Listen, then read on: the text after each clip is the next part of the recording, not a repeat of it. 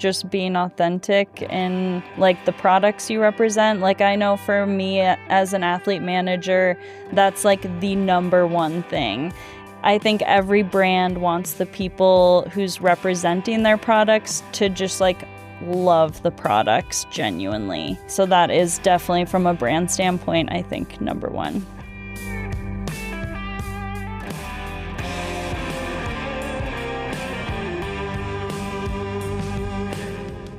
Welcome to Long Run Labs, a weekly podcast from the team behind For the Long Run, telling the stories of those running the outdoor industry where endurance and entrepreneurship meet. This episode is brought to you by Superfiliate, the affiliate platform that actually makes partnership marketing simple. I've worked with just about every affiliate platform out there, and honestly, most of them are overcomplicated, overpriced, and a headache to use on both sides. Superfiliate flips that script. Setup takes minutes, tracking is seamless, and payouts are crystal clear. It's the one platform I trust because it just works. If you're a brand looking to scale partnerships, Superfiliate makes it easy to get affiliates genuinely excited to promote your products. With co-branded landing pages, rewards in cash or credit, and tools built to inspire action, it's the platform that finally delivers. Skip the hassle and go to superfiliate.com. Mention this podcast and your first month is free.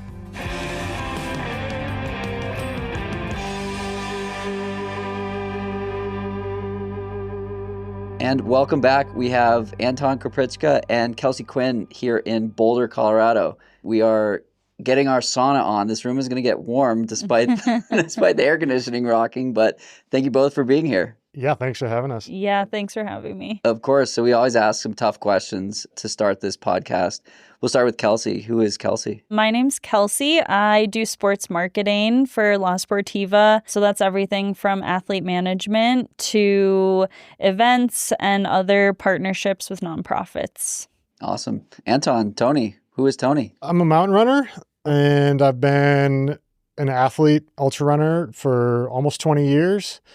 And I've been with Sportiva for 12 years now, something like that. And I like to get outside in the mountains is the main thing, I guess. Been in the sport for a long time, but excited about kind of like continuing to stay in the sport, but probably not as competitively as, I was maybe 10 years ago. So I'm sure you've told the story a million times, but why running? What was it about the mountains that got you out initially? Well, I don't know. I think I would sort of differentiate between running and the mountains, actually, because I started running when I was 11, just through the presidential physical fitness test, and just instantly was into the whole, I would say, the chemical part of it, like the endorphins you get. Big outdorphin guy. Yeah, even at 11 years old, So I fell in love with it really quickly, started keeping a training journal within 2 months of running daily, and that transitioned into mountain running, I would say, late in high school. My family would always go out west for camping trips in the summertime, and you get inspired. I grew up in Nebraska, so you get inspired by these big landscapes, and running for the longest time was the way that I interacted with the mountains. One of the things I love most about the big mountains in particular is just the sense of you're so small in the mountains. I went out to the San Juans for the first time a couple of years ago, and you can feel small in the Front Range Mountains, or you can feel small in the San Juans. It's like a totally different experience. What is it about being out there for you that stokes that fire? It's the paradox of that, because I think there's definitely the humbling aspect of being in a expansive, intimidating, large-scale landscape. But at the same time, it's this theater for testing yourself and for expressing yourself. So I often feel kind of most empowered when I'm in the mountains, whether it's running, climbing, skiing, cycling. It's both, I guess. And it's funny how they kind of play off each other. Kelsey, what about you? How did you get involved in the sports initially? Yeah, I grew up running. From a very young age, I just loved running. If I was ever in a bad mood when I was younger, my mom would always say to me, "You need to go for a run." So it was a huge part of the culture in my family when growing up. And then I moved out to Arizona after high school, and I got into rock climbing when I moved out there. And then that just consumed my life. I would go out every weekend, drive like an hour outside of Phoenix and you can find some really beautiful aesthetic crags and rock climbing walls. And then I moved here, and then, I mean, with the Flatirons, it's kind of an amazing playground. I could kind of blend like the running from my childhood and rock climbing here in the Flatirons. So that's been a whole new adventure for me since moving to Colorado, and that's been super fun. Cool. So early on, it was about movement and getting out there and the stress reduction, and it was all the different components of what it enables you to do and the empowerment and structure that... Definitely competition too. Yeah, and competition. I've been racing for 30 years. Like, yeah. What was that first start line like? Oh, like one of those like National Hershey track meets to, run like an 800 in a mile kind of thing. So yeah, track and cross country in middle school through college was... Yeah, that was competition for me. At what point did you realize, hey, I might be pretty good at this? Early on, middle school. That was a huge motivator in the beginning. But I was, a moderate-sized fish in like a puddle. In Nebraska? Yeah. In like the smallest class of school. Nebraska has less than 2 million people in it. It's just like, there wasn't a lot of depth. Whereas in Boulder, you can be first in the world and third in Boulder. Exactly. Yeah. Moving to Colorado, going to college even, I ran Division III in college. I had a hard time making varsity on the cross-country team there, the top 7. So I quickly even at that point, I already was running for more intrinsic reasons than like external validation, I would say. So I don't know. I've always valued competition in and of itself and the experience of pushing yourself as hard as you can and competing with others. And yeah. The intrinsic motivation piece, is that why you're doing it, 30 years after beginning competition? Yeah, for sure. And I wouldn't say that there's not still extrinsic motivation. Like I still have, I have an ego and I want to try hard and, I don't know, prove myself, if to no one else, at least to myself a little bit still. But the balance on that is really shifted. My 20s and 30s, that was a huge motivator.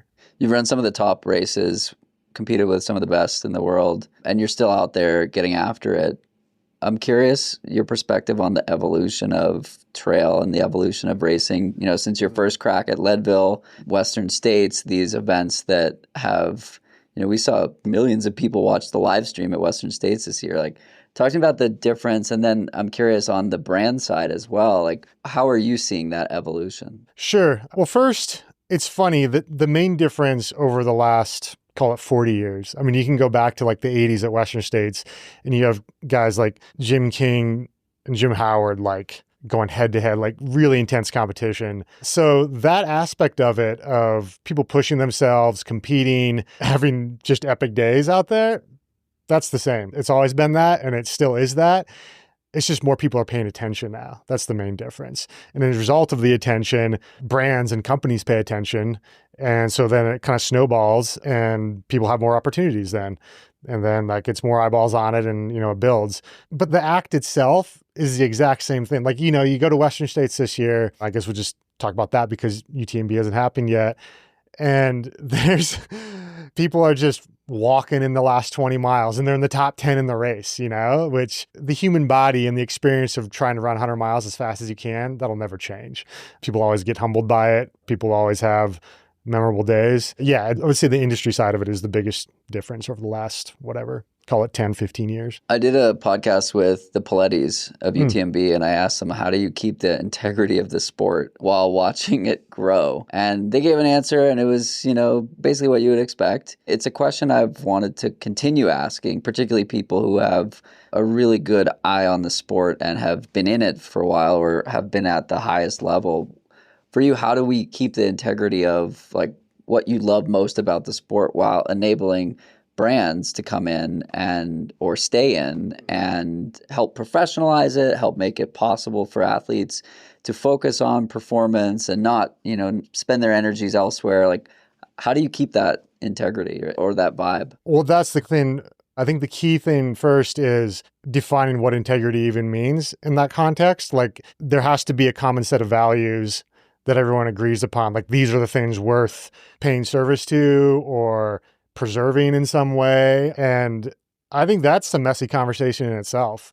Like, I think I know what my values are around the sport, but someone like the Pilates, they started this event. I don't know. It's hard to say I'm not sure what their core driving values are, what their purpose is they've done with the race. They say connection to nature, respect for the environment. I think community and environment are the two values that drive my running or what I do in the mountains now. It's what about the activity is so special to me? And it's the connections I have with other people, like-minded people, and the places that I'm doing it. And from there, everything else flows. That can help you drive your decisions then. I don't know. I don't know what UTMB's values are. So, yeah. What about on the La Sportiva side? You've been in the sport a while. You're in other sports as well. And you work with some incredible athletes and do activations at races and sponsor athletes and whatnot. None of this is charity on the business side. You need a business case to do things. So how do you think about the perspective from where you sit? Yeah, for us as a brand, it's really interesting. I think we obviously see value in the ultra space just because, what Tony said, there's so many people doing it now. It's just gained so much popularity. There's so much media presence around it. It is important to be in the space. I think for us as a brand, our products really lend themselves to more mountain pursuits. So we want to have a space, and be in that ultra space, but we also want to be in the mountains and work with athletes that are also doing FKTs and have mountain objectives too. So for us, it's kind of a balancing act of, being in the ultra space and also working with athletes on, their own projects in the mountains too. How did the FKTs play a role? And is it more of the aspirational, I want to be my best, do my best, whatnot? Where does that come into play on the brand side? That's a good question. I think what's cool about on the FKT side, what you're saying, I want to do the best or be the best, it's kind of subjective, I guess. There's a lot of different ways you can approach mountain pursuits. So I think that's one really cool thing is that we have athletes that can bring projects to us. And, Anton has brought so many projects to us of things that he wants to do in the mountains. And, we can help him create a story or a content piece around that. And that's a cool opportunity for us to be involved in, Anton's projects or mountain pursuits in that way too. I would say for me, the concept of an FKT, for sure, there's a performance side to it. But that, especially as I've gotten older, I think it's much more relatable than that.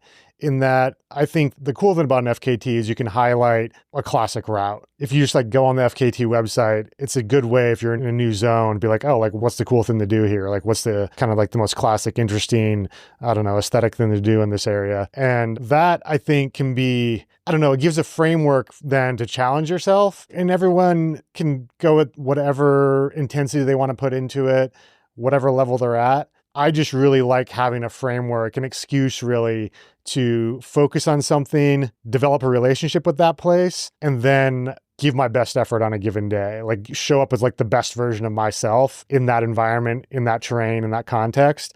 That's a fulfilling process for me. The two of you have done a handful of projects together related to what you're doing out in the mountains. How does a brand interact with an experience like that where he comes to you and says, hey, I've got this idea of something I want to get after? How do you respond? Yeah, we are always super excited when athletes come to us with ideas and projects. To me, I think that's what really makes an athlete brand relationship fruitful is if we have athletes that are super engaged and have projects and bring us ideas of ways that we can be involved in what they're doing. So I think, anytime an athlete brings an idea to me, I get really excited and we review it as a team, see if we think we can, make something work. And it's always great when we have athletes that are super excited to bring us ideas and projects. How did you get connected to the brand initially? So in 2006, I ran the 11-100. It was my first ultra. And I ran it in a pair of La Sportivas that I bought off the shelf, just my local running store in Colorado Springs. And after the race, it was very newly formed mountain running team. The team manager at the time, Buzz Burrell, he just emailed me. He was like, hey, congrats on Leadville. Like, saw you were wearing Sportivas. Like, let's chat. Yeah. We're just like, let me, I want to send you a couple pairs. I was 23 years old. Like, I was just, like, I don't know, my rent was like $200 a month or something. Like, a pair of shoes was a lot of money. Yes, it felt like, it was a big deal. And that's how it started. Yeah. And where did it go from there? How did things evolve? And at what point were you like, hey, this is a meaningful and substantive partnership opportunity here? Yeah. So, I mean, I've had a long career. So this was in the mid-aughts. The industry was in a way different place. Like I said, Buzz had just started the mountain running team. I was with Sportiva for 2 years, but in the middle of the second year, I had an offer from a different company it wasn't a ton of money. It was $4,000, but it was more than what Sportiva was paying me. What's that? Annually. Yeah. This was 2007 or 8. Like, I mean, this sport was in a much different place. And at that point in time, that was like real money to me. And Buzz, to his credit, was just like, totally get it. Like, that's not in our budget. Like, you should go for the money, But then 8 years after that, I had gone through a big evolution as an athlete. Really, in 2011, I broke my leg running. And in the recovery from that, I reconnected with climbing, something I'd done in college, and just really changed my mindset in the mountains. And the company I was with didn't have sticky rubber on their shoes. Sportiva has sticky rubber on their shoes. I already knew Jonathan Lance, the president of Sportiva North America, from my previous sponsorship. And he just on the side, started giving me shoes for stuff I was doing in the flat irons, in the Alpine, really it's just a functional safety thing. So when my contract was up, Sportiva was a natural choice. What year was that? 15, I think, 2015. Yeah. So at that time, things are starting to become a little more professionalized. I remember I got into the industry in 2012 and brand ambassadorships were a new and novel thing, and you could post a discount code and it would go crazy. And, attribution was 100% clear and very straightforward. But the focus for athletes was on athletics and on performance. And there weren't a lot of Instagram deliverables and content deliverables. We certainly didn't have 14 cameras pointing at every conversation that we had out there. When did you start to notice that, hey, the industry is shifting a little bit? In 2014, I had a secondary sponsor buy me my first smartphone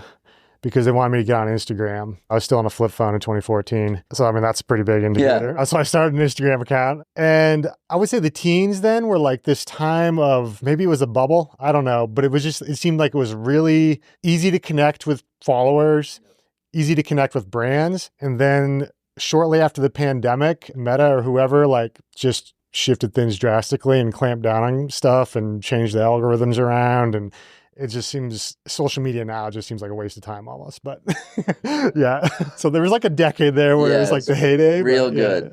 I remember 2015, I met Mike Wardian, and that was my entry into the trail world. And I was like, holy shit, what is going on in here? I thought. Just what he was up to and stuff? Or what he was up to, but also trail in general. I was a road runner.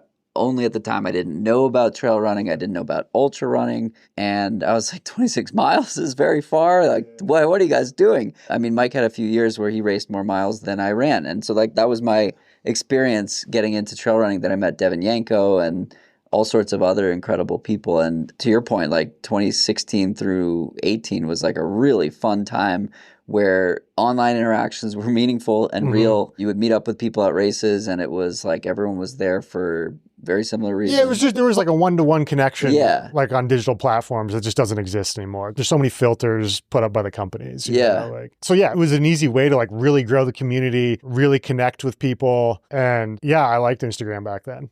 Because I don't know, I met a lot of people and friendships that I have in real life now and that I value, but that doesn't happen anymore. I don't know. I think it can. It's it's not as front and center. Everyone seems to have an agenda or they're promoting something or whatnot. Kelsey, from where you sit, talk about the evolution of your experience in brand marketing. Yeah, I totally agree with Anton. I think, back in the day, it started out as athletes getting in touch with brands mostly based on performance and results at races, etc. And I think now, from a brand standpoint, we want our athletes to perform, and we're always looking for athletes that are pushing the boundaries of what's possible in each sport, but we're also looking for more than that too. And I think a lot of that shift is due to social media. We're looking for content pieces or stories, or we're looking for people who are,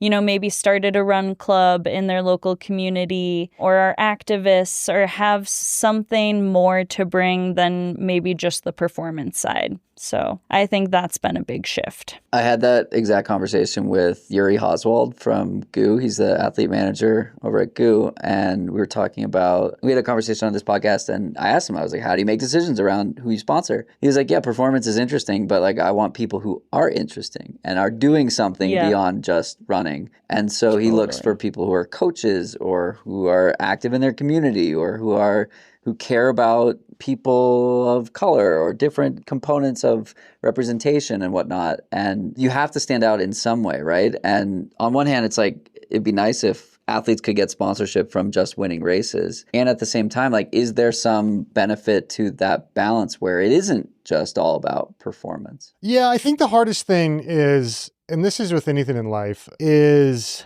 people have pretty good like bullshit detectors just in general. And you want to, like what we're talking about is like getting eyeballs on someone, because that is like we're trying to sell stuff. But people can tell if like that's your only agenda is to sell stuff. And I don't know, my advice, I guess, would be to like really do your best to like be true to yourself. But that takes knowing yourself, which is a hard thing too, and remaining, I don't know if original, I think originality is hard, but just like, yeah, like genuine to like know what your motivations are, know what your values are.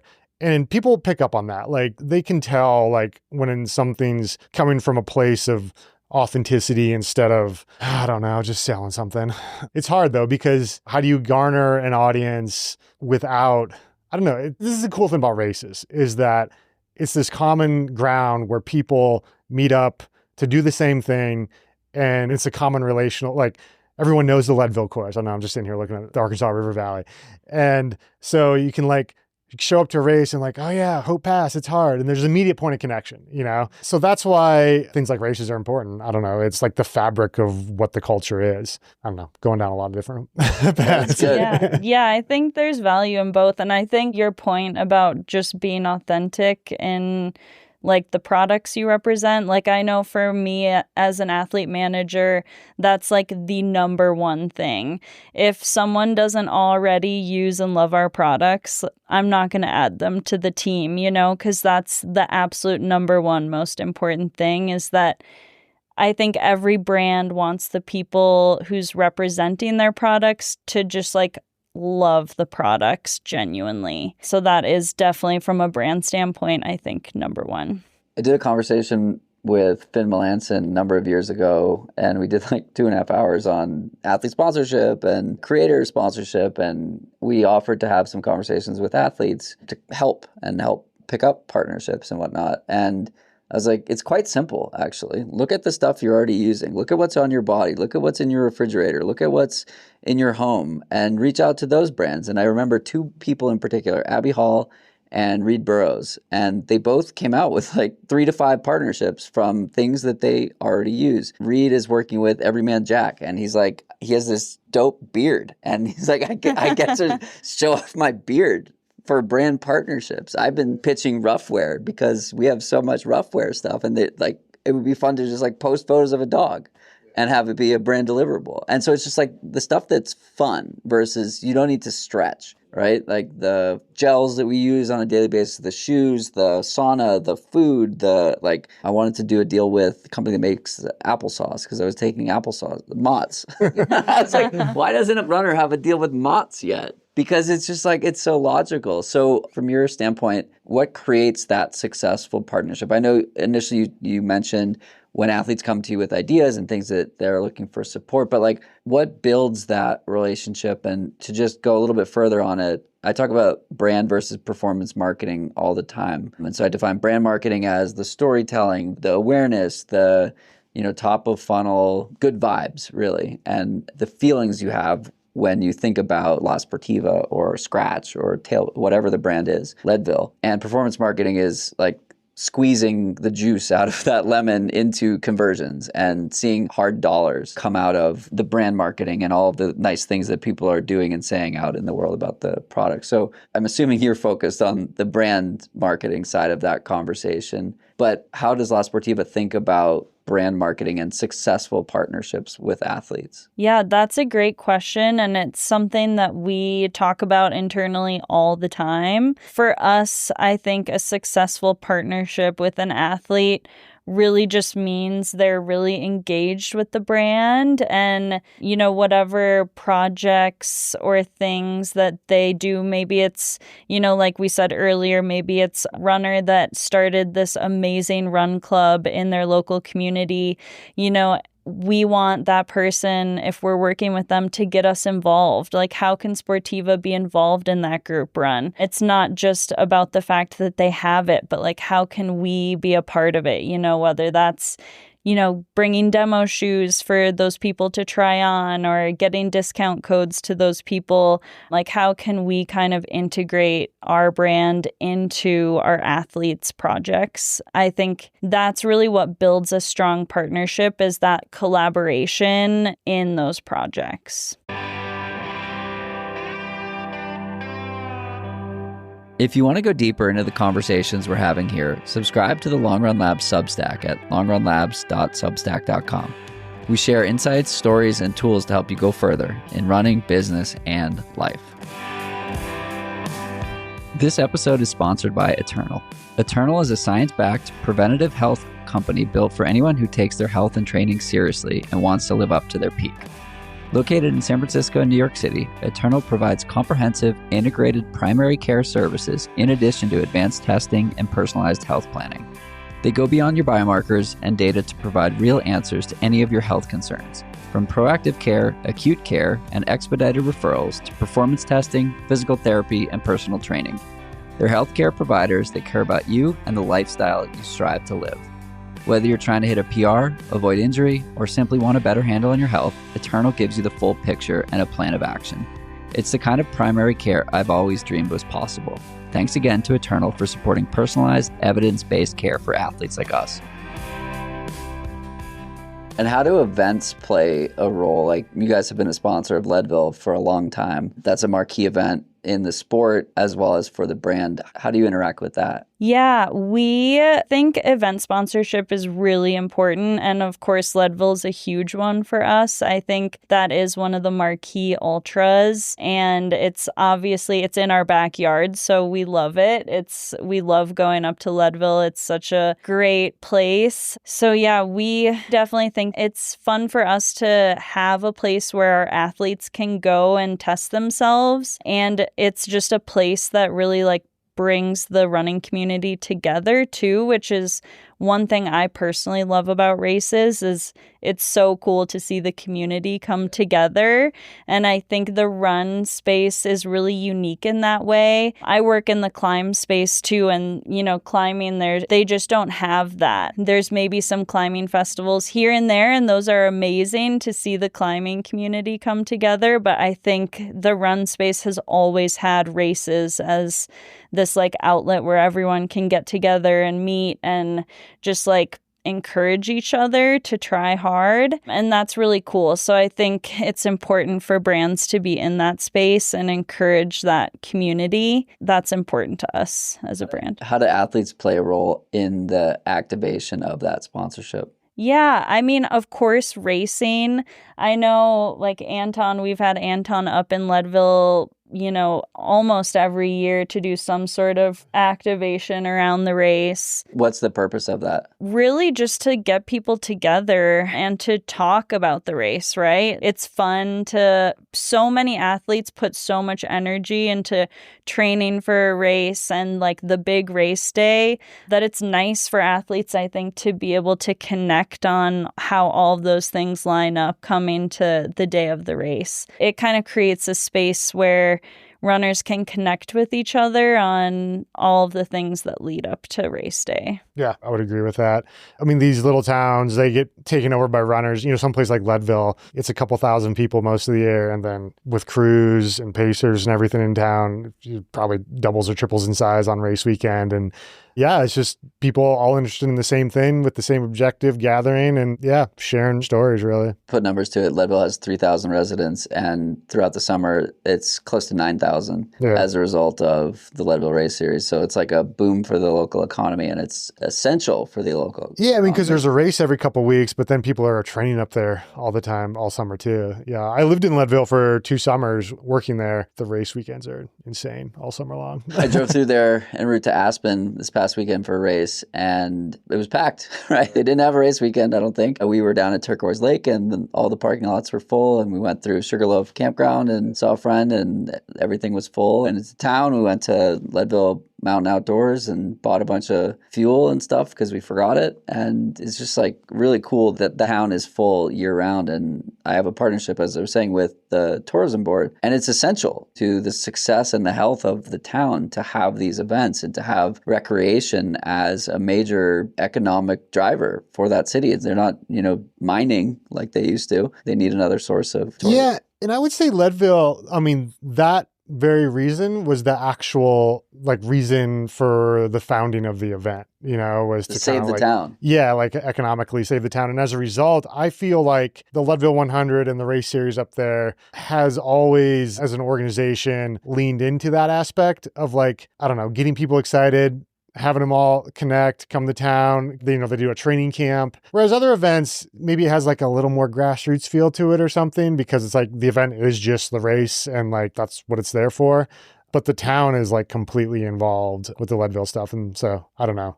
It's cool. I mean, I've been going up there for 20 years with the lifetime partnership. There was always it's gone corporate or something. It's I don't know if that's coming from people who've actually still participated in the event. It's a pretty cool it's mostly scene. Keyboard warriors. Yeah. I don't know. I like it. Yeah, it's super fun. Yeah, and they're growing their footprint across the U.S. I was visiting in Anniston, Alabama, and they have a Leadville qualifier east of the Mississippi now, and I think it was the first. And so it's cool that those trails were rugged, northern Alabama, but great for these shoes, actually. So I had a chat with Dylan Bowman in one of the first conversations on this podcast, and Dylan was in the sport for almost 20 years as a professional athlete. And I asked him, I was like, what's your call to action to brands? What do you wish brands did differently? You have your brand partner sitting right here. I know you've shared some of this feedback with La Sportiva, but you've seen a lot of change. You've worked with a handful of brands over that time. What do you want to see the sport and these partnerships grow into, or what do you wish they could hear from you? I think it's a symbiotic relationship between the athlete and the brand. And I think it behooves both parties if there's an active, engaged, posture in the relationship. I've been in some athlete brand partnerships where it's pretty hands off and there's what are we even doing here besides some money exchanging hands? And then others where it really is they use me for a lot of things. And then as a result, that boosts my, profile on the scene. And then that comes back on them because I'm representing them. And it's a snowballing thing. So I think it's the brand needs to have a vision for what they're trying to do with their athlete program, what they're trying to do with their marketing. And that should drive everything then.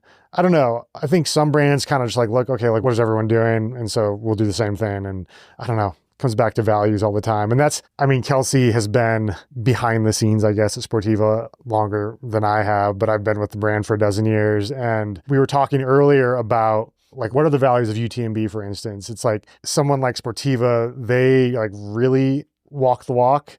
It's in terms of environmentalism, being carbon neutral and people being a value, they're a family-owned company where there's always long-term relationships. Yeah, I don't know. It's why I feel good about the relationship, I guess. And I would want that for as many people in the sport as possible. But it is kind of incumbent upon brands to have those kinds of values. So I don't know. How does product innovation fit into that? I think it's collaborating with athletes is the way. That's something that Sportiva, that's where performance really becomes a driver is if you're going to innovate something technologically, you have to be on the very edge of what is being done with it. And Sportiva is I think that's one of the leading things about Sportiva is like, I mean, I don't know. They make the best climbing shoes in the world and have for a long, long time, and no one else even comes close. And I think running footwear is starting to get there as well. It's a much younger program. You know, they've been making climbing shoes for ever and running shoes for only 20, 25 years. So yeah, it's catching up for sure. Yeah, I know. I mean, that is our ethos for sure, is making the most technical products for people to move in the mountains with. I got to go to Italy this spring and like tour the factory, and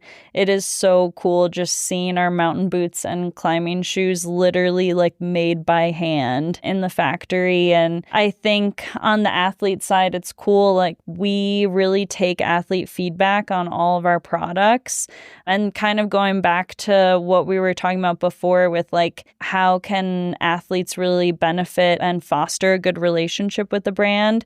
That's another thing is, you know, giving feedback on products and like offering brands ideas for, you know, new products or updating current products. It's really useful because our athletes are the people out there using them every day. So they have and like really like, I don't know, like pushing the use case and like and being willing to like try something and have it fail and like iterate and come back and, you know, make it better as a result. I don't know. I think a lot of brands do that, but for sure, I think Sportiva's always had an emphasis on like high level performance, and because that's where the most kind of like interesting and advanced things are being done. So we had the conversation around what do athletes want to see from brands. I think the audience listening to this podcast, it's a lot of brand people, it's a lot of marketers, but I also know a lot of pro athletes are listening because they tell me and they're finding it very helpful, which is what leads to my question to you, Kelsey. What do you wish athletes knew? What do you want to tell athletes? What's your call to action to athletes who are already professional or wanting to professionalize what they're doing and work with brands? Yeah, I think my call to action for athletes would be just really engage with your brand managers or athlete managers, because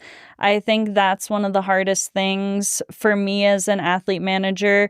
When I bring on a new athlete, you know, I really want to see that they're engaged with the brand and engaged with what we're doing and excited to be working with us, whether that's bringing us project proposals or, you know, asking to be in touch with our product team to give feedback. All of those things I think really add up to building a strong relationship. So my advice would be just, you know, communicate and really reach out to your athlete manager and try to get involved in as much as you can, whether that's product feedback, event help, project ideas, content ideas. All of these things are really, I think, what we're looking for as a brand. Do you talk about what success looks like? Yeah, definitely. In all of my meetings with athletes, when I'm looking to bring on a new athlete, I literally will say that to them. I'll say, you know, we want to see you be involved with the brand. And I think it's important as athlete managers to really lay that out for your athletes too. How detailed do you get with that? Like how instructional or so like when I do brand partnerships with brands as a creator or a podcaster or whatnot, I literally ask them like, okay, we did this partnership. It was successful. Why?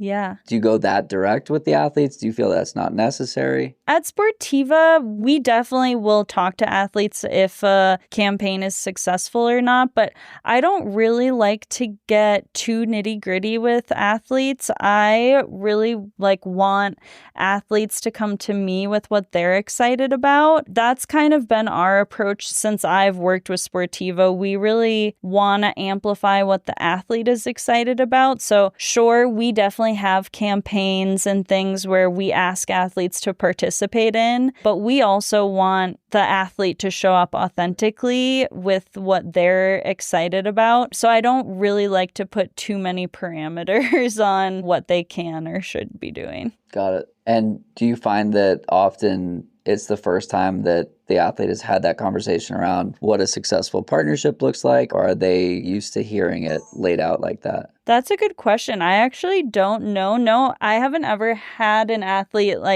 tell me they've never heard that before, but I also haven't had anyone say they have, I guess. I was gonna say, I think as an athlete, it would probably be kind of bashful if yeah. you're like, oh, I've never heard that before. I don't know. But yeah. It's interesting though, because like I have these conversations with brands as well, and I'm surprised how surprised they are sometimes with preparation. Or like I have a partnership with Shocks, and we sent them a review of what we had done the last 3 months and the media placements and the number of impressions. And the guy was like, this is incredible. This makes it really easy for us to renew and share with my colleagues and do this. Like, this is the best thing I've ever seen from a partner. I was like, nobody else is doing it. Like, we're not seeing, and that's on the creator side. It's not necessarily on the athlete side. I'm not expecting athletes to be, putting impression decks together and reviewing, Instagram posts and whatnot. But I'm surprised that it's not happening more on the creator side or the influencer side. Yeah, I don't know. I don't consider myself a creator, I guess.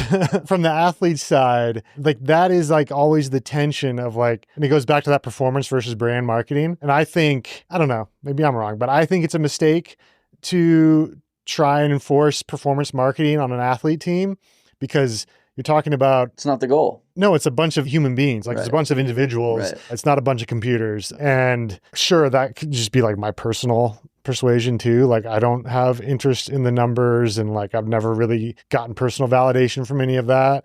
And it feels kind of gross to like reduce my value as a human to like the number of clicks I'm getting on something, But I think that's more on the intentionality of the program. Like, that program is not structured for that purpose. Versus like more influencer. And if you did focus on that, it would lessen the impact that you could have, I'd argue. Yeah, because you're chasing kind of like the wrong thing, Like, if you're doing something to have the biggest reach, then that goes counter like what we were just talking about with like high performance or like, like pushing like the edge of like what humans are capable of. And because I don't think you can do both at the same time, at least not at a high level. So like I'm imagining a video of you like climbing longs and doing something. Like, I want to know what's on your foot. I want to know like what is physically enabling you to do that. And if you drop like use code Tony30 for 30%, like that cheapens the... It totally cheapens it, and it feels gross, yeah. Right? Like, are you climbing longs for the discount post, or are you climbing longs because you can and you love it? And so I guess my question to Kelsey is like, how do you push back on the desire to measure that impact? Because we're saying that if you intentionally measure the impact,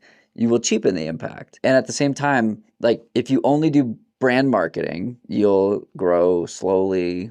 If you only do performance marketing, you'll grow quickly and then die. And if you do both, in theory, but supported by different people, to me, that's the bet that most brands are making, right? Yeah, I think for us, it's always just been about authenticity with our athletes. So, I mean, we actively ask our athletes to not, overly brand things. Yeah, like just however our products authentically show up in what you're doing, that's what we want. I think for us, at least, it's not great if it's coming off as like too overly branded. It's a high trust and interaction versus buying on price, right? What's firing you guys up right now in the industry, in the sport? Me personally, summer is always the best, I guess. It's like, I think the thing that gets me most excited and like what keeps me the most excited about running is the ability to like move efficiently in the Alpine, and that happens about 3 months out of the year.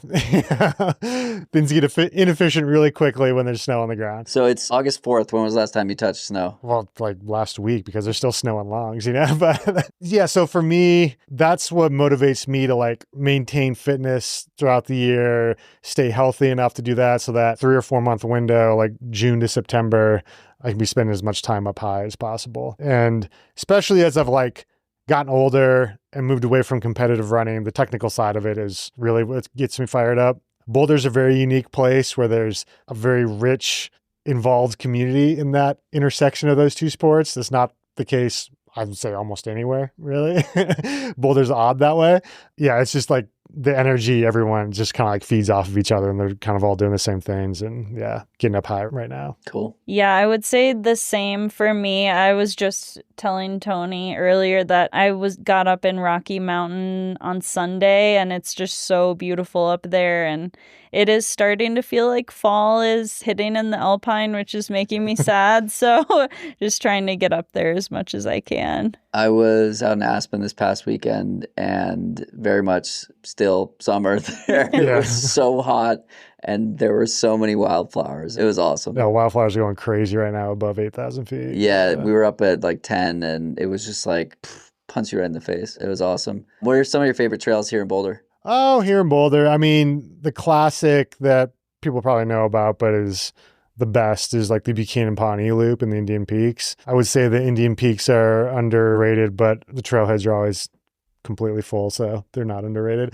But yeah, that backside coming up from, what's the lake back there? Monarch Lake, I guess, up to the backside of Pawnee Pass is a pretty special zone. Getting like in the Lone Peak Cirque back there. And as far as trails go, I spend most of my time off trail, but if we're talking actual trails, yeah, that's a good one. We've talked about a couple of different sports. How does that all fall within the same industry, right?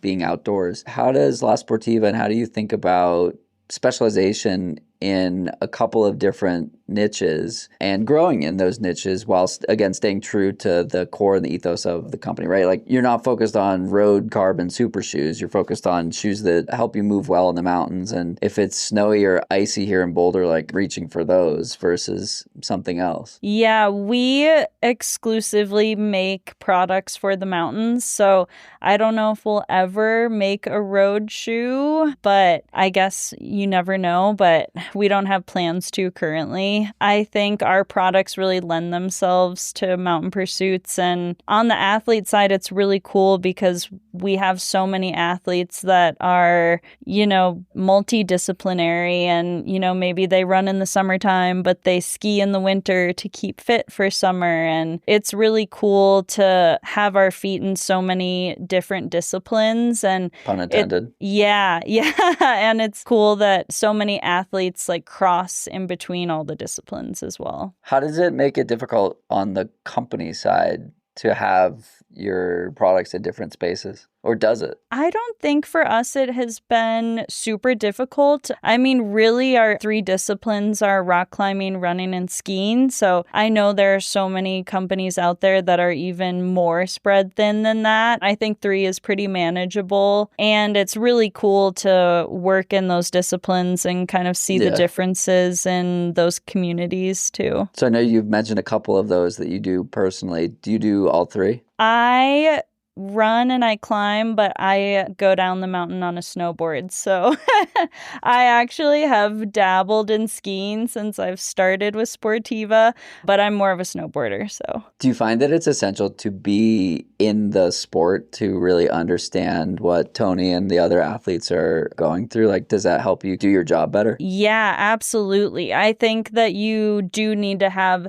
some sort of baseline understanding of the sport to be able to communicate with the athletes and also just like understand what they're doing out there. It's definitely important. From your side, what's your experience been with, and I have a reason behind asking this question, working with athlete managers or brand contacts that either do or don't walk the walk? I haven't really had too many bad experiences. It's always been positive. It absolutely, I mean, Kelsey's right. Like I think you have to, maybe not even like currently, because I don't know, we all evolve and age and everything, but at some point in your life, have some experience with the sport, I would say, that you're either managing athletes in or developing products for. I don't think I have any negative real interactions that come to mind. That was really just what I was trying to fish out. Yeah. I know. I'm just scanning, but no, the part about how you need to have the experience. I think it's pretty essential. Yeah. Like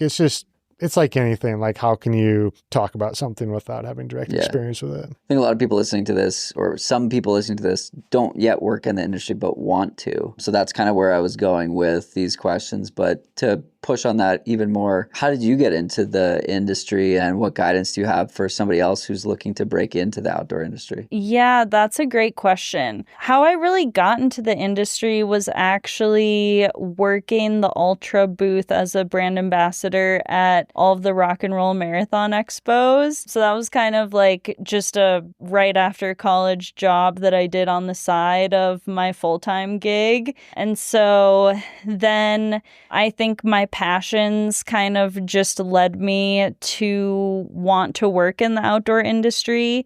So then after that, I wasn't working in the outdoor industry, and I was like, oh, I kind of miss that. I miss being surrounded by people that have, similar interests as me. And there's just a really, I think, positive energy in the outdoor industry. So I loved climbing at the time, and Sportiva is obviously huge in the climbing world. So when I saw the job posting, I was like, oh, this is a natural fit. I love rock climbing. I love running. So it kind of just worked out. Cool. Is there anything else you guys wanted to cover today that we hadn't yet talked about? I think I'm good. Yeah. Cool. Yeah, same. Awesome. Well, thank you both for the time today, and we'll see you out there. I actually see you riding all the time.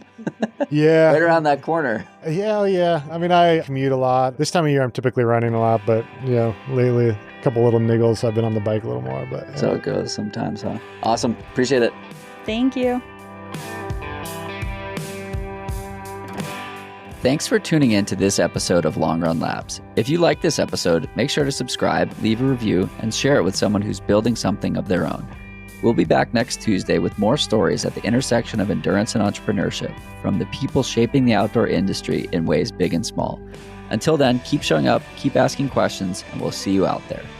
This show is produced by Dylan Delaney of Delaney Video LLC, with musical composition by Brian Walters of Single Track Sound, and managed overall by Emily Holland of Wild Poppy Creative.